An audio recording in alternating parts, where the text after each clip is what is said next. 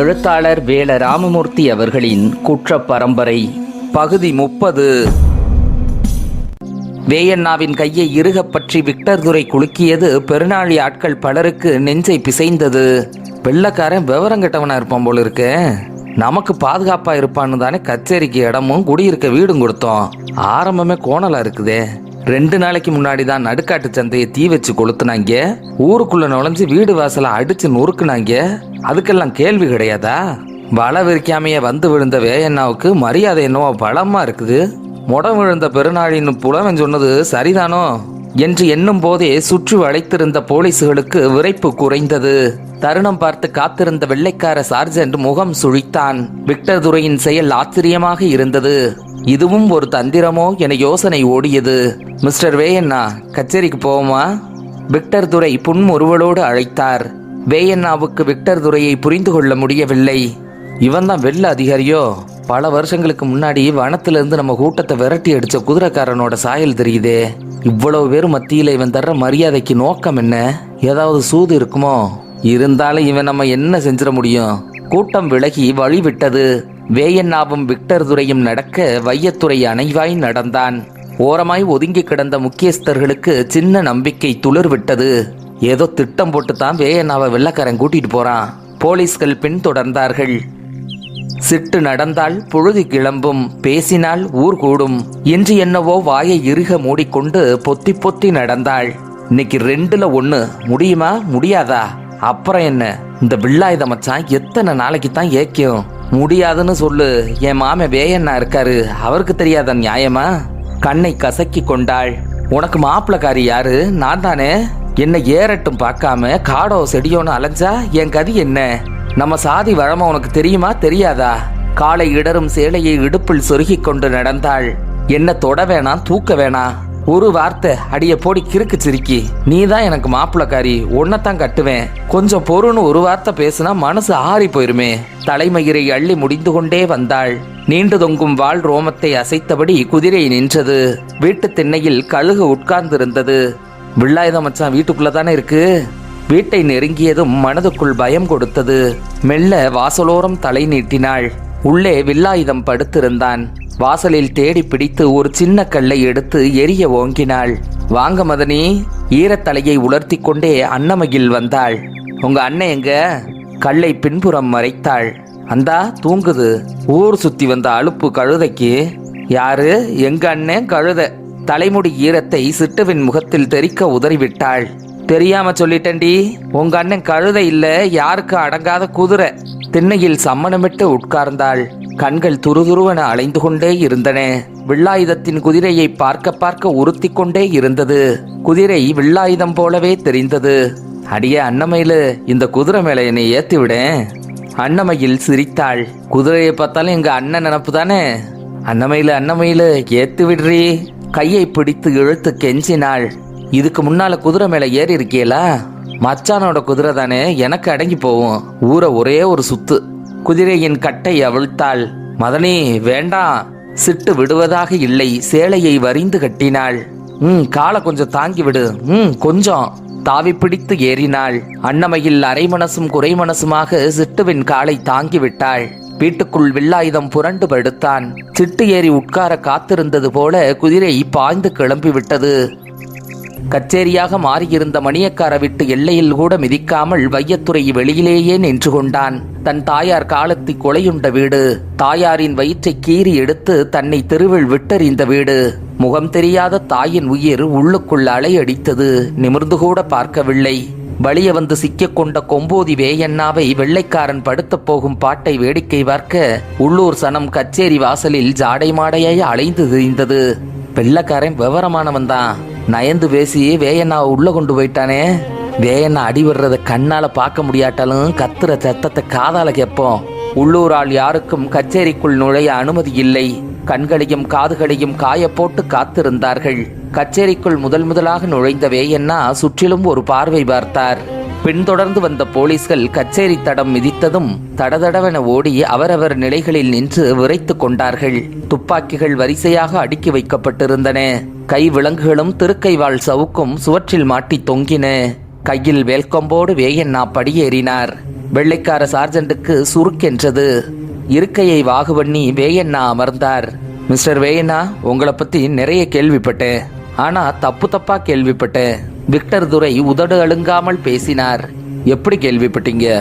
வேயண்ணா இயல்பாய் கேட்டார். நீங்க ஒரு முரடன், கொள்ளக்காரன், வெட்டுக்குத்துக்கு அஞ்சாத ஆளுன்னு கேள்விப்பட்டேன். ஓஹோ. உள்ளறையை ஒரு பார்வை பார்த்தார். ஆனா நீங்க ஒரு பெரிய மனுஷங்கிறத ஆசாரி வீட்டுல தான் பார்த்தேன். விக்டர் மனதார புகழ்ந்தார். வேயண்ணா பார்வையால் தள்ளினார். பெருநாழியில போலீஸ் கச்சேரி உண்டாக்குனதே உங்களுக்காகத்தான். எனக்காகவா? வெல்கம்பை கையருகே நெருக்கி வைத்துக் கொண்டார். ஆமா, இந்த பகுதியில களவு கொள்ள அடிக்கடி நடக்குது. அதை செய்யறது கொம்போதி ஆளுகதான்னு எங்களுக்கு புகார் வந்துச்சு. அதனால தான் வந்தோம். கச்சேரி ஆரம்பிச்சா களவு நின்னு போயிருமா? வேயண்ணா புரியாமல் கேட்டார். நீங்க தான் நிறுத்தணும். அது எங்க தொழிலை நிறுத்திட்டா கஞ்சி எப்படி குடிக்கிறது? வேற தொழில் பாருங்க. வேற எல்லா தொழிலையும் வஞ்சகம், சூது, ஏமாத்துத்தனம் இருக்கு. எங்க தொழில் அப்படி இல்ல. உசுர பணயம் வச்சு போறோம். கிடைச்சா கஞ்சி, இல்லைன்னா சாவு. எங்களுக்கு வேற தொழில் தெரியாது. சனங்களை பாதுகாக்கிற பொறுப்பு எங்களுக்கு இருக்கு. எந்த சனங்களை? தண்ணி கிணத்துல நரகளை அள்ளி போட்டாங்களே அந்த சனங்களையா? காலமெல்லாம் கஞ்சிக்கும் தண்ணிக்கும் கருமாயப்படுறானே பெரும்பச்சேரிக்காரன், அவனை பாதுகாக்க வேண்டிய பொறுப்பு யாருக்கு? அதுக்கெல்லாம் சட்டம் இருக்குது. சட்டமா? குடிதண்ணி கிணத்துல பனை ஓலை பட்டைய போட்டு ஒரு குடம் தண்ணி இறைச்சதுக்காக மஞ்சனத்தி மரத்துல கட்டி வச்சு கட்டரும்பு கடியில ஒருத்தனை கொல்ல பார்த்தது எந்த சட்டம்? அவங்க சட்டமும் உங்க சட்டமும் ஒன்னா கைகொத்து வர்றது யார பாதுகாக்க? வேயண்ணாவின் வார்த்தைகள் நெருப்பாய் வந்து விழுந்தன. விக்டர் துரைக்கு சூடேறியது. மிஸ்டர் வேயண்ணா, நீங்க களவுக்கு போக கூடாது. நாங்க விடமாட்டோம். விக்டருக்கு நேராக விரலை நீட்டியபடி விருட்டன்று எழுந்தார் வேயண்ணா. தம்பி, என் பேரை சொல்லி கூப்பிட உனக்கு வயசு போதாது. நாங்க களவுக்கு போறத முடிஞ்சா நீ தடுத்து பாரு. தலையை சிலுப்பியவாறு வேல்கம்போடு படியிறங்கினார். வெள்ளைக்கார சார்ஜென்டும் போலீஸ்களும் அதிர்ச்சியில் குலுங்கினார்கள். விக்டர் துரை கையமர்த்தினார்.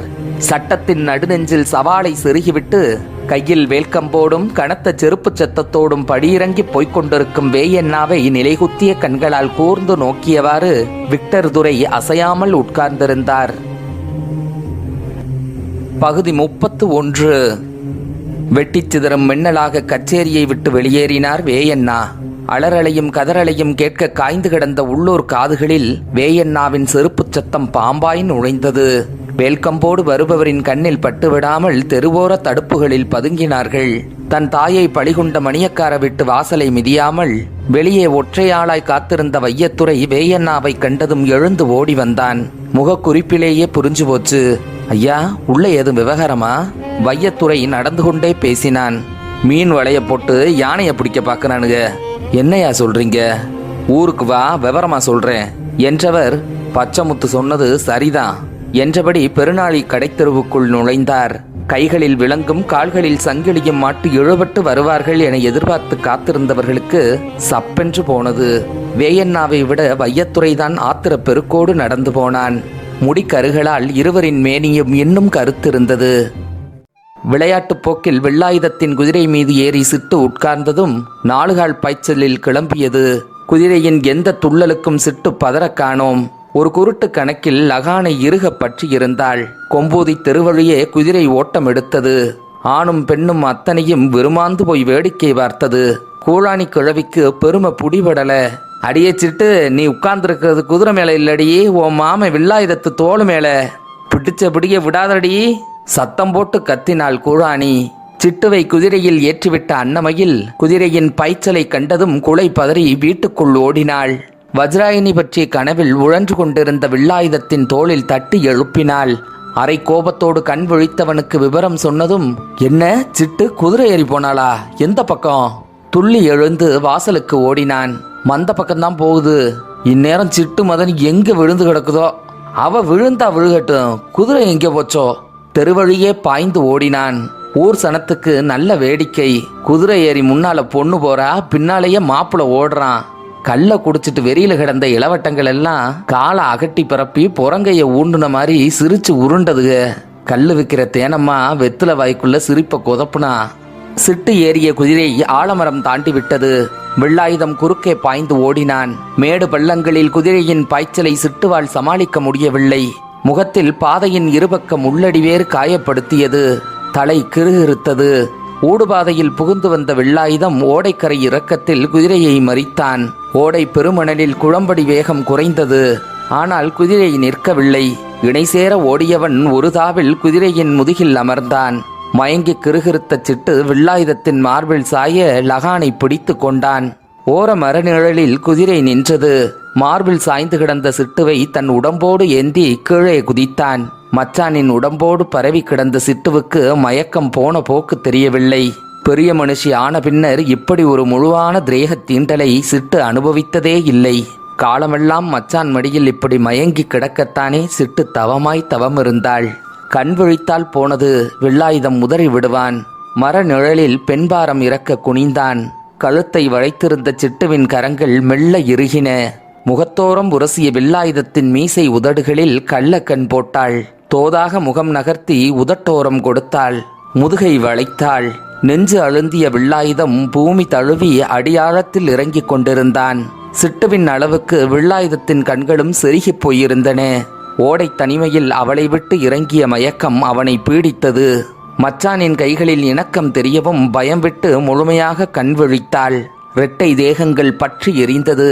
ஒற்றை பின்னலாடும் நொடியை களைத்துச் சிதறிவிட ஆயிரம் சேதிகளோடு ஓடி வந்து நின்றது வஜ்ராயினியின் மான்.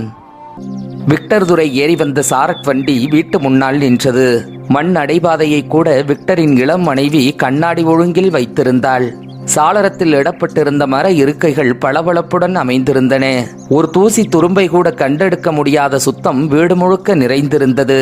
சாரட்டை விட்டிறங்கிய விக்டர் களையாத உடுப்புடன் கைப்பிரம்பை மெல்ல அசைத்தவாறு நடந்து வந்தார்.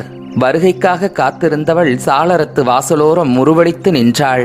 நடைபாதையில் இறங்கியதுமே உரக்க மேரி என்று அழைத்தபடி வரவேண்டிய கணவன் இன்று ஏனோ மௌனமாக வந்தான். அணிந்து வரும் கருப்பு கண்ணாடியும் தொப்பியும் ஆழ்ந்த சிந்தனையில் அவன் இருப்பதைச் சொல்லின. வாசலருகே வந்ததும் ஹாய் மேரி என்றவன் வழக்கம்போல் சின்ன முத்தமிட்டு பதில் முத்தத்துக்கு குனிந்து கன்னம் கொடுத்தான். உதடுகளை மெல்ல ஒற்றி எடுத்தவள் கண்ணாடியையும் தொப்பியையும் கழற்றி மேசையில் வைத்தாள். விக்டர், கலப்பா இருக்கீங்களா? பழரசத்தை கண்ணாடி கோப்பையில் நிரப்பி முன்னே வைத்தாள். இருக்கையில் ஓய்வாக சாய்ந்த விக்டரின் நாசி நிறைய வாசனை திரவியங்கள் மனத்து கமகமத்தன. மேரி டார்லிங், வீடு பிடிச்சிருக்கா? விக்டர் டியர், பலமுறை சொல்லிட்டேன், வீடு பிடிச்சிருக்கு. கொஞ்சம் ஈத்தொல்லை இருக்குது, அதை இப்ப சரி செஞ்சிட்டேன். திரவியங்களின் மனத்தை தானே முகர்ந்து அனுபவித்தாள். விக்டர் அயர்வாக கண்களை மூடினார். விக்டர், ஏதும் பிரச்சனையா? ஒன்னும் இல்ல, வந்த இடத்துல வேலை தொடங்கிருச்சு. பழரச குவளையை எடுத்து கணவனுக்கு முன்னால் நீட்டினாள். வாங்கி கொண்டே மேரி டியர், நான் ஒரு கணக்கு போட்டேன், தப்பாகி போயிரும் போல தெரியுது. பழரசத்தை உறிஞ்சினார். என்ன கணக்கு? கொம்பூதி கணக்கு. உங்க கணக்கு தப்புனதே இல்லையே விக்டர். இந்த கணக்குல துப்பாக்கியை சேர்க்காம போட்டு பார்த்தேன், விட தப்பா வருது. வேண்டாம் விக்டர், துப்பாக்கி வேண்டாம். உண்மைதான், துப்பாக்கி எடுக்கிற ஆள்க இல்ல அவங்க. பழரசத்தை கொஞ்சம் கொஞ்சமாக உறிஞ்சினார். யார் அவங்க? கொம்பூதிக்காரங்க. பாவம், முரட்டு அப்பாவிங்க. என்ன குற்றம் பண்றாங்க? களவு, கொள்ளை, கொலை. இவங்கள அப்பாவிங்க? நம்ப மாட்டேன் மேரி, இவங்க வேற யாரோடும் இசைஞ்சு வாழ மாட்டாங்க. காரணம், இங்குள்ள பெரும்பாலானவங்க சமூக குற்றவாளிங்க, சுயநலக்காரங்க, தீண்டாமையை உயர்த்தி பிடிக்கிறவங்க, முதுகுல குத்துறவங்க, சமூகத்தை சந்தையாக்குறவங்க. இந்த குணம் எதுவுமே இல்லாதவங்க கொம்பூதிக்காரங்க. பெரிய ஆசைங்கன்னு அவங்களுக்கு எதுவுமே இல்லை. மேரி மிகுந்த ஆர்வத்துடன் கேட்டுக்கொண்டிருந்தாள். பிறந்த இடத்துல இருந்து துரத்தப்பட்டவங்க வந்து குடியேறின இடத்துல வயிற்று கஞ்சிக்காக களவு செய்யறாங்க. தனக்கு இணக்கமில்லாத சந்த சமூகத்தோட ஒட்டி வாழ மறுத்து களவையே தொழிலா வச்சுக்கிட்டவங்க. களவாண்ட எல்லாத்தையும் கைமாத்தி விட்டுட்டு வெறும் வயிற்ற நிரப்புறவங்க. பொருள் மதிப்பு தெரியாத அப்பாவிங்க. மேரியின் கண்கள் அகல விரிந்தன. நம்பினவங்களுக்கு உசுர கொடுப்பாங்க, நம்பிக்கை துரோகிங்களை கொலை செஞ்சிருவாங்க. வேட்ட சமூகத்தோட மிச்ச சொச்சங்க தான் இவங்க. விக்டர் வியந்து பேசிக்கொண்டே இருந்தார். ஆனா மேரி, நான் எத்தனையோ தேசங்களை பார்த்துருக்கேன். இவங்கள மாதிரி நெஞ்சுரமும் உடம்புல வலிமையும் கொண்டவங்களை நான் எங்கேயுமே கண்டதில்லை. குடித்து முடித்த குவளையை மேசையின் மீது வைத்தார். அந்த வேயை நான் நடைய நீ ஒரு முறை பார்க்கணும். சிங்கம் தோத்து போகும். கழுத்துல விழுற பூமாலைக்கு கூட தலகுனிய மறுக்கிற மாவீரன். ஆனா அவருக்கு எதிராக அந்த கோழங்கெல்லாம் சேர்ந்து சதி பண்றாங்க. விக்டர் இமைகளை மூடி ஆழ்ந்து யோசித்தார். இவங்களை வேற வழிபடுத்தணும். தனக்குள் பேசினார். என்ன செய்ய போறீங்க விக்டர்? தொடர்ந்து பேசுவேன், எதுவும் பயன் தராட்டா இறுதியா துப்பாக்கி எடுத்து தான் திருத்தணும். விக்டர் துரை எழுந்து தன் இளம் மனைவியை அணைத்தவாறு ஓய்வறைக்குள் போனார். வேயண்ணாவும் வையத்துறையும் பெரும்பச்சேரியை நெருங்கிக் கொண்டிருந்தார்கள். வேயண்ணா நடந்து போகும் வேகத்தை பார்த்து பேச்சு கொடுக்கவே தயங்கினான் வையத்துறை. தொண்டையை செருமிக் கொண்டு, வெள்ளக்காரன் என்ன சொன்னாய்யா என்றான். நடந்த வாக்கில் திரும்பாமலேயே, நாம களவுக்கு போகக்கூடாதான், போக விடமாட்டானா சூடுபட்டவராக பேசினார். போகக்கூடாதுன்னு சொல்ல இவன் யாரு? என்னமோ சட்டமா சர்க்காராம், அவனை பெருநாளில இருக்க விட்டாத்தானே. வேயண்ணாவின் பேச்சுக்குள் உள்ள அர்த்தம் வையத்துறைக்கு புரியவில்லை. எதிர்கேள்வி போட துணிவில்லாதவனாக நடந்தான். பெரும்பச்சேரியை அனுசரித்து நடக்கையில் எதிரே தவசதானிய பாரம் இறக்கிய வண்டி வந்து கொண்டிருந்தது. வேயண்ணாவை பார்த்ததும் வண்டியிலிருந்து பச்சை முத்து குதித்தான். எப்பா பச்சைமுத்து, பெருநாளைக்கு வந்திருக்கிற வெள்ளக்கார துறை கல்யாணம் ஆனவனா? கல்யாணம் ஆனவன்தான், ஆனா பிள்ளை கிடையாது ஐயா. அவன் பொண்டாட்டி மாதிரி சுத்தக்காரிய உலகத்துல பார்க்க முடியாதான். வீட்டு சுத்தம்தான் அவளுக்கு உசுரான். ஊரே பேசுது சாமி. அப்படியா? வேயண்ணா கண்களை இடுக்கி தலையை லேசாக அசைத்தார். பச்சைமுத்து, நீ கிளம்பு என்றவர், வையத்துறை நீ வாப்பா தீர்மானத்தோடு கொம்போதி நோக்கி நடந்தார். பகுதி 32. வஜ்ராயினியின் மானை கண்டதும் சிட்டுவின் பிடியிலிருந்து உதறி எழுந்தான் வில்லாயுதம். வஜ்ராயினியிடமே கையும் களவுமாக பிடிபட்டது போல் மானை ஏறிட்டு பார்க்க கூசியது. ஆயிரம் ஆயிரம் செய்திகளோடு ஓடி வந்த மான் முகம் சுருங்கி வேறு பக்கம் திரும்பிக் கொண்டது. சம்பங்கி ஆற்றங்கரை ஒற்றைக்குடில் அழகி வஜ்ராயினி தன் உயிர் உருகி இவன் நினைவில் கிடக்க, இவனோ இன்னொருத்தியின் நெருக்கத்தில் தன்னை தொட வந்த வெள்ளாயுதத்தை விட்டு ஓரடி விலகி போனது. கூடைப்பாம்பின் நெளிப்பில் கிடந்த சிட்டு வெள்ளாயுதத்தின் காலை பற்றி கொண்டாள். வெள்ளாயுதத்துக்கும் மானுக்கும் இடையிலுள்ள அந்தரங்கம் புரியாமல் தகிக்கும் அவயங்களை ஒப்பு கொடுக்க இழைத்தாள். வெள்ளாயுதத்தின் கெண்டைச் சதையை கப்பிக்கொண்டாள். மச்சான் மச்சான் தாபத்தில் தீந்து கொண்டிருந்தாள். மானுக்கு மேனி குறுகியது. எல்லாவற்றையும் வேடிக்கை பார்த்தவாறு குதிரை தலை கவிழ்ந்து நின்றது. சிட்டு இழைய இழைய மானின் கண் முன்னால் குற்றங்களின் அடுக்கு கூடிக்கொண்டே போவதாக பதறினான். மான் தானே வந்ததா, வஜ்ராயினி அனுப்பி வைத்தாளா? என்ன சொல்லி அனுப்பி இருப்பாள்? சேதிகளோடு மான் வந்த நேரம் இப்படி ஒரு அவக்காட்சியா? நொடியில் மதியிழந்து போனேனே. மன்னிப்பு கோரும் பாவனையில் மானை நோக்கி கையை நீட்டினான்.